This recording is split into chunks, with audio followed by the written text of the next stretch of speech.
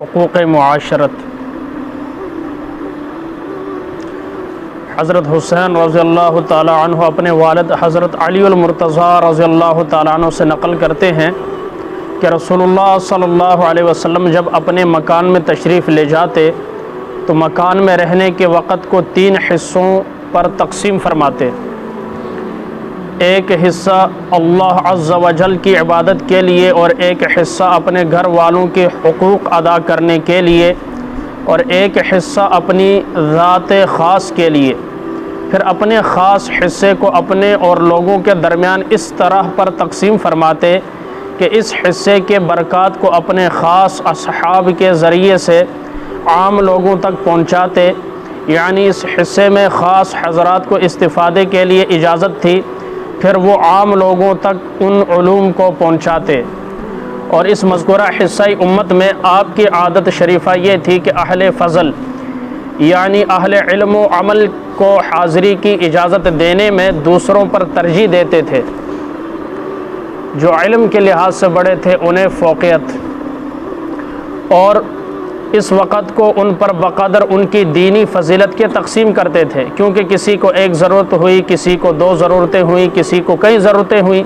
آپ اسی نسبت سے ان کے ساتھ مشغول ہوتے اور ان کو بھی ایسے کام میں مشغول رکھتے جس میں ان کی اور امت کی مصلحت ہو، جیسے مسئلہ پوچھنا اور مناسب حالات کی اطلاع دینا، اور آپ کے سب طالب ہو کر آتے اور علاوہ علمی فوائد کے کچھ کھا پی کر واپس جاتے اور دین کے ہادی بن کر نکلتے۔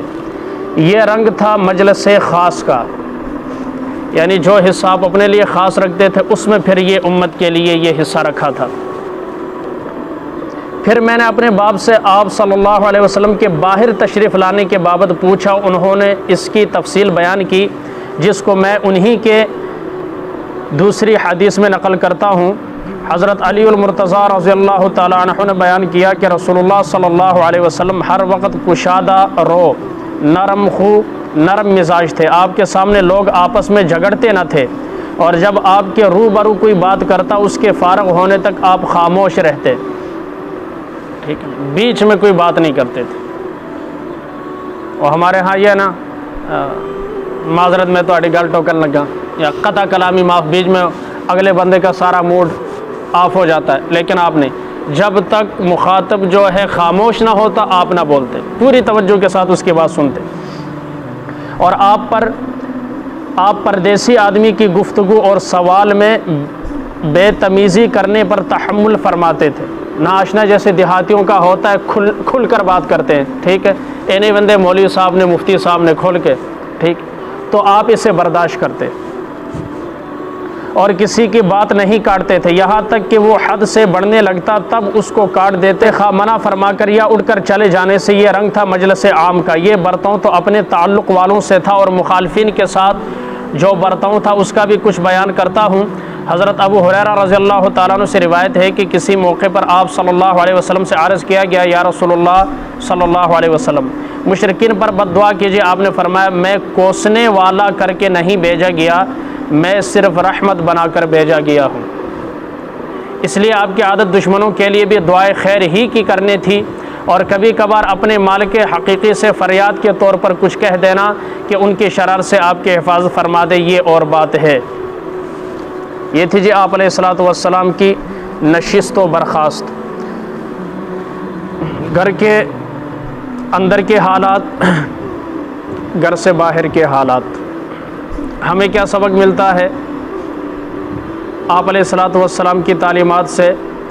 کہ جب بات سننی ہو تو موقع انہیں دیا جائے جو علم میں سب سے آگے ہیں۔ مغربی تعلیم نے بیڑا غرق کر دیا، یہاں اہل علم کی کوئی قدر نہیں ہے، شریف لوگوں کی کوئی حیثیت نہیں ہے، چاہے ذات کا کیسا بھی ہو، پیسہ ہو، تعلقات ہو، انہیں فوقیت دی جاتی ہے۔ بات سمجھ میں آ رہی ہے؟ جو 5 روپے زیادہ دے انہیں اہمیت دی جاتی ہے۔ یہ سراسر ناانصافی اور نبی کی تعلیمات کے خلاف۔ آپ کا فرمان ہے، آپ نے فرمایا لوگوں کو ان کے مرتبے کے مطابق ان کی حوصلہ افزائی کرو، ان کی مہمان نوازی کرو، ان کی قدر کرو، جس طرح کا مہمان اس طرح کی اس کی آؤ بھگت کرنی چاہیے۔ یہ نہیں ہے کہ کوئی پیسے والا ہے تو ٹھیک ہے دیکھ دیا، اور شریف انسان ہے، اہل علم ہے، سادہ ہے، لیکن اسے پسے پش ڈالنا اس کی قطعاً اجازت نہیں ہے۔ پھر 3 حصے کی ہے، ایک حصہ اللہ کے لیے، ایک حصہ گھر والوں کے حقوق کے لیے، اور ایک حصہ لوگوں کے لیے۔ ہمیں بھی ایسا ہی کرنا چاہیے۔ جو بندے صبح سے لے کر شام تک کاروبار کرتے ہیں، بچوں کو ٹائم نہیں دیتے، یہ بہت بڑی غلطی کرتے ہیں۔ اور عموماً آپ نے دیکھا ہے پنجاب میں جب طلاقیں ہوتی ہیں، بچے جو ہے ماں کے ساتھ رہنا پسند کرتے ہیں، باپ کے ساتھ نہیں۔ کیوں؟ اس لیے کہ پیو کبھی ٹائم ہی نہیں دیتا۔ حالانکہ شریعت کہتی ہے بچے کس کے ہیں؟ باپ کے، والد کے۔ یہ عیسائیوں اور یہودیوں کا قانون ہے کہ بچے ماں کے ہوتے ہیں، جیسے ہمارے وزیر اعظم صاحب کے، ٹھیک، اور وہ بچے اس کے ہیں، وہ نہیں لا سکتا، ان کا قانون ہے، ٹھیک۔ جس طرح ہمارے وراثت کا حصہ ہے، بالکل اسی طرح ان کا یہ پکا قانون ہے کہ بچے ماں کے ساتھ رہیں گے۔ اب جو باپ بچوں کو ٹائم نہیں دیتا، اور خود میں نے دیکھا کہ بیٹا باپ کو مارتا ہے ماں کی وجہ سے، غلطی بھی ماں کی ہے۔ کیوں مارتا ہے؟ اس لیے کہ باپ نے اپنے بارے میں بتایا کوئی نہیں، اور اپنے بچے کو ٹائم نہیں دیا، اسے باپ کی عظمت کا نہیں پتہ۔ ساری اس کی جو آؤ بگت ہے ماں نے کی ہے، ظاہر ماں کی عظمت اس کے سینے میں۔ اس لیے اپنی بیوی بچوں کا آپ کے اوپر حق ہے، اسے ٹائم دینا، چاہے آدھا گھنٹہ ہو، 20 منٹ ہو، اور پھر اللہ کے لیے وقت نکالنا۔ جیسے مسجد میں آتے ہیں، اس کے علاوہ رات کی تنہائی میں تہجد کی نماز ہے، یا جب گھر والے سو جائے اس وقت آخری دعائیں، چلو الگ سے بیٹھ کر عبادت نہیں کر سکتے تو کم از کم سونے کی دعائیں سورۃ الملک پڑھ کر سو جانا، یہ اللہ کے لیے وقت ہوا۔ اور عام لوگوں کو ہم تو ٹائم دیتے رہتے، ٹھیک ہے، ادھر جنازہ پڑھ لی، یہ عام لوگوں کا حصہ ہے نا، رشتہ داروں کا ہو گیا، کوئی مہمان آ گیا چائے پلا لی، یہ عام ہے۔ تو یہ ترتیب جب کریں گے، اللہ بھی خوش، گھر والے بھی خوش، اور عام لوگ بھی خوش۔ یہ ہماری ذمہ داری ہے۔ اگر ان میں سے کسی میں کمی کرتے ہیں تو کل ہماری پکڑ ہو سکتی ہے۔ اللہ ہمیں ہر حقدار کو اس کا حق دینے کی اور اپنے گھر والوں کے لیے ٹائم نکالنے کی ہمت اور توفیق عطا فرمائے۔